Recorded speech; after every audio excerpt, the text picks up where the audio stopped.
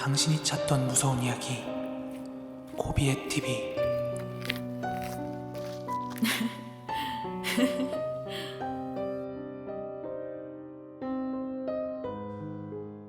코린 여러분 안녕하세요. 코비의 TV입니다. 지난 주말 이틀 동안 괴담 속으로 컨텐츠가 2편이 올라갔는데요. 그동안 무서운 이야기 많이 기다리셨죠? 오늘은 월요일이기도 하고 오래 기다리셨을 여러분들을 위해서 진짜 레전드 오브 레전드 사연 하나 가져왔습니다. 코비의 TV 구독자 권용민님의 사연으로 이야기 시작합니다.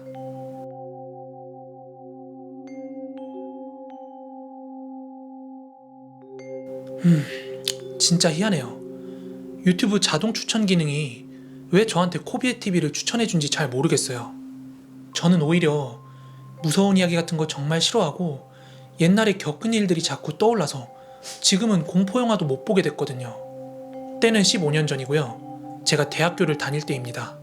저희 부모님께서는 제가 고등학교를 졸업하자마자 너 이제 다 컸으니까 네 몸뚱어리 하나로 일어서는 방법도 배워야 돼. 알았어? 정말 이렇게 말씀하시고서는 땡전 한 푼 손에 쥐어주시지 않으셨어요. 마지막으로 대학교 첫 학기 기숙사 비용을 내주신 것 하고 대학교 입학식 갈 때 타는 기차 싸구로 5만 원을 쥐어주시면서 이것마저도 나중에 갚으라고 하시는 그런 강한 부모님이셨어요. 나쁜 분들이 아니라 저를 정말로 강하게 키워오셨고 당신들께서도 힘들게 가정을 일구고 저를 키워오신 분들이라 저도 오히려 그런 식으로 가정으로부터 독립해 나가는 게 굉장히 뿌듯하게 느껴졌어요. 또 진짜 남자가 되어가는 것 같은 그런 느낌도 받았고 왠지 모를 해방감에 굉장히 기뻐오는 그런 감정을 느끼고 있었어요. 물론 그런 기분은 느끼고 있었지만 가진 것이라곤 몸뚱이밖에 없었던 갓 20살 된 남자아이가 부모님으로부터 땡전 한 푼 지원이 없었는데 자유로운 대학생활이 됐겠어요? 그러다 보니까 성적이 고만고만했던 대학교를 같이 들어온 고등학교 친구들이 있었거든요. 얘네가 이제 용돈을 받으면서 학교 생활을 하고 있었기 때문에 한 3주? 4주 정도는 그 친구들한테 밥값 명목으로 10,000원, 20,000원씩 빌려서 그렇게 끼니를 해결했고요. 우유 한 팩으로 하루를 버티거나 기숙사에서 학교까지 버스 탈 돈도 없어서 막 운동 삼아가지고 뛰어다니던 것도 부지기수였어요. 아르바이트를 구하기 전까지는 정말 막 굽신거리면서 지훈아, 진짜 미안한데 나 10,000원만 빌려주라. 내가 알바 구하면 거하게 한 턱 쏠게. 응? 이렇게 남자 자존심 다 구겨가면서 어떻게든 이악 물고 버티며 살았습니다. 그런데 문제가 이 아르바이트라는 게 절대 쉽게 구해지는 게 아니더라고요. 예전엔 되게 막연하게 뭐 그냥 편의점 일하면 되겠지, 식당 일하면 되겠지 이런 식으로 엄청 쉽게 생각했거든요.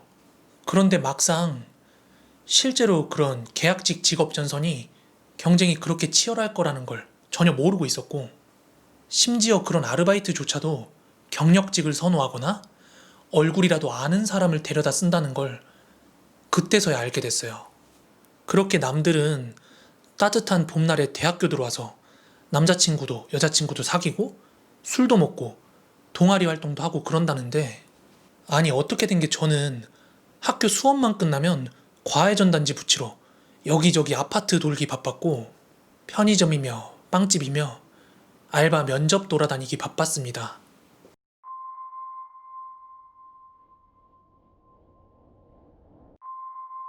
그런데 다들 이제 막 대학교에 들어온 저를 믿고서 일을 맡기기가 좀 그랬는지 정말 놀라울 정도로 아무도 저를 받아주질 않았어요.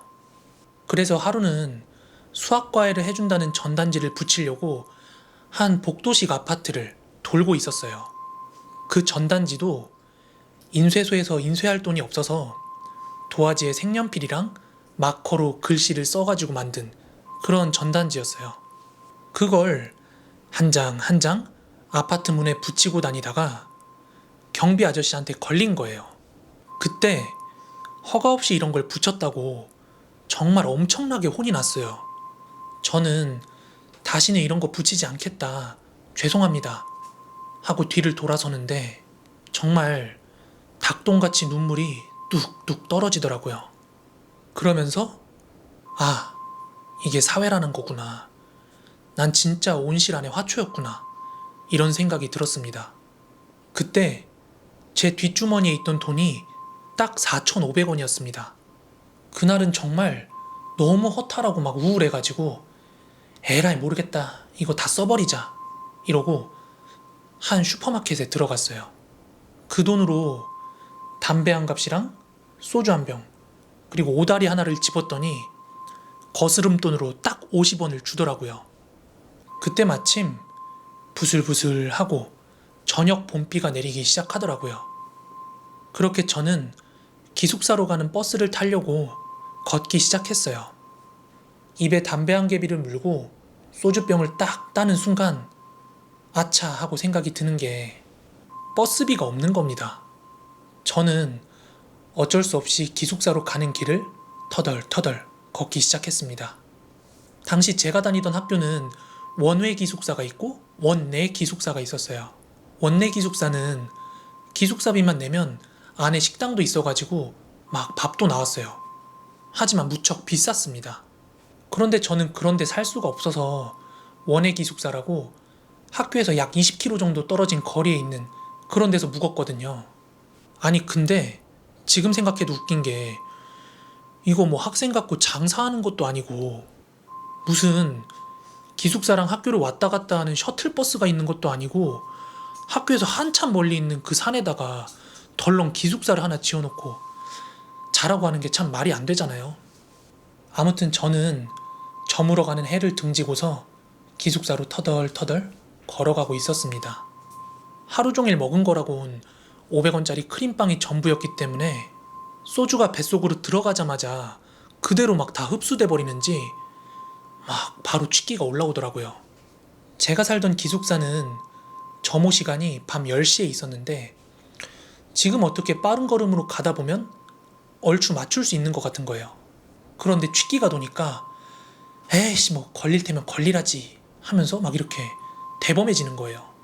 참고로 학교랑 기숙사 간의 거리는 빠른 걸음으로 걸으면 한 1시간 반 정도면 맞추고 느린 걸음으로 걸으면 2시간은 넘게 걸리는 그런 거리였어요.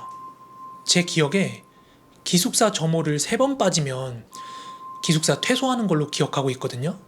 그니까 사실은 그 점호가 저한테는 꽤나 중요한 점호였거든요. 그런데 그날은 왠지 막 서럽기도 했고 완전히 빈털터리가 되니까 뭔가 진짜 후련하기도 했고 막 봄비가 살갗을 때리는데 분위기가 오묘한 거예요. 그래서 기숙사로 향하는 그 적막한 길에서도 콧노래를 흥얼거리면서 저 혼자 된 기분에 취할 수 있었던 것 같아요. 아주 잠깐 동안은 말이죠.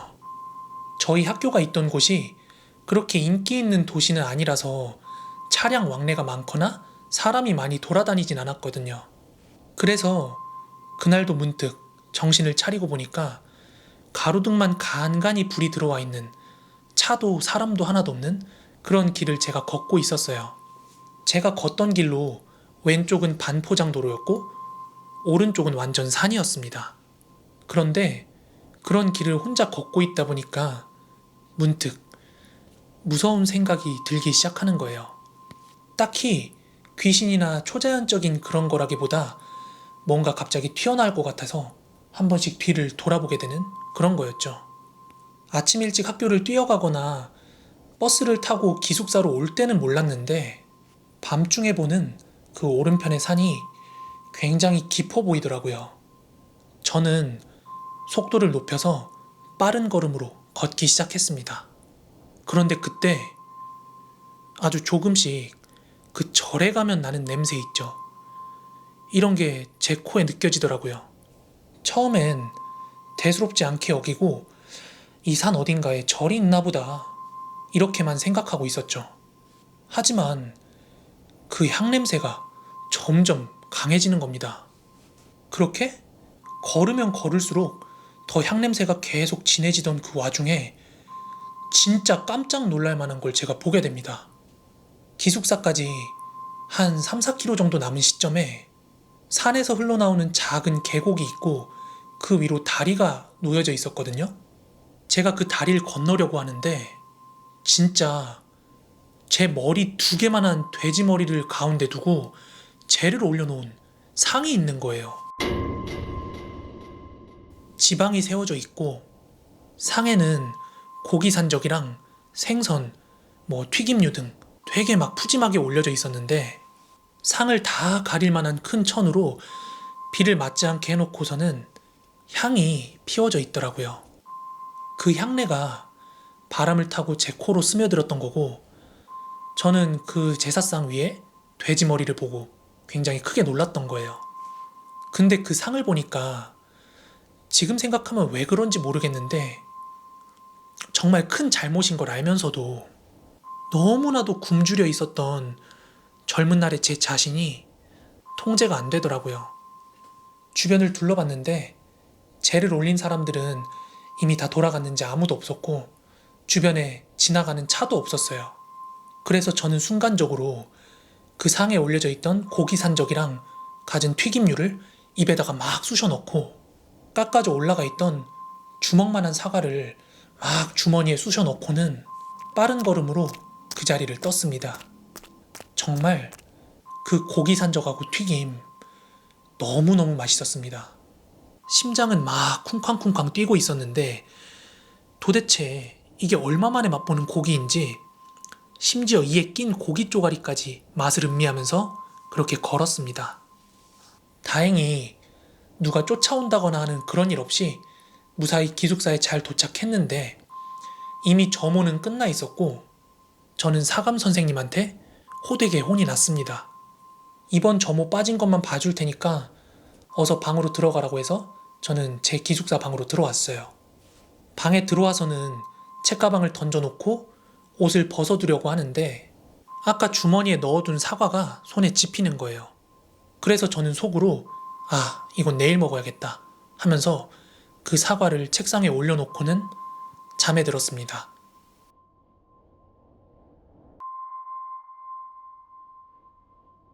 그리고 문제는 바로 그날 밤이었습니다. 한참 자고 있었던 것 같은데 자다가도 느껴질 정도로 아주 강하게 코를 찌르는 냄새에 잠에서 깼습니다. 숨을 제대로 쉬기 어려울 정도의 냄새였는데 자세히 맡아보니까 아까 그 산 옆에서 맡았던 향냄새인 거예요. 이 냄새가 왜 나는 거야? 싶어서 몸을 일으키려는 그 순간 가위에 눌리게 됐습니다. 몸을 반쯤 일으킨 채로 가위에 눌려서 눈만 꿈뻑꿈뻑 할 수 있었는데요. 저는 진짜 아직까지도 제 인생에서 그렇게 무서운 일을 겪어본 적이 없습니다. 그 캄캄했던 기숙사 방 안에서 반쯤 헐벗은 할머니가 머리는 산발을 한 채로 방바닥에 웅크리고선 뭔가를 양손으로 들고선 막 부들부들 떨면서 서걱서걱 먹고 있는 거예요. 그건 다름 아니라 제가 내일 아침에 먹어야지 하고 가져온 그 사과였어요. 저는 소리를 지를 수도 없었고 가슴은 계속해서 쿵쾅쿵쾅 뛰는데 그저 바라만 볼 수밖에 없었습니다. 그런데 그 사과를 양손으로 움켜쥐고 먹고 있는 할머니를 자세히 보니까 보통 할머니 할아버지들 이가 약해서 딱딱한 거 못 씹으시잖아요. 그 할머니가 그 사과를 씹지 못해서 거의 빨듯이 막 사각사각사각 갉아먹고 있더라고요. 그걸 확인하자마자 저는 숨이 넘어가듯 기절을 하고 말았습니다. 그런데 정말 신기하고 무서운 건 다음날 제가 일어났을 때 책상 위에 올려진 그 사과를 봤거든요. 그런데 그 사과에 뭔가 움켜진 듯한 모양, 그리고 이빨 모양 같이 산화가 돼서 꺼맣게 변해 있더라고요. 놀란 저는 바로 그 사과를 기숙사 쓰레기통에 갖다 버렸습니다. 이 사건이 있은 뒤로 죄를 지낸다든지 구술한다는 거, 이런 거 전부 다 믿게 됐어요. 저는 아직도 그 할머니의 모습을 기억에서 지울 수가 없습니다. 그 후로 택배 상하차며 물류센터 아르바이트며 일당 많이 받을 수 있는 일들은 굉장히 열심히 해가면서 원내 기숙사로 옮길 수 있었고요. 무사히 졸업도 할 수 있었습니다. 저희 아버지 제사를 지낼 때나 장례식장에 방문할 때 혹은 코비의 TV를 볼 때 가끔 그때의 공포가 떠오르곤 합니다.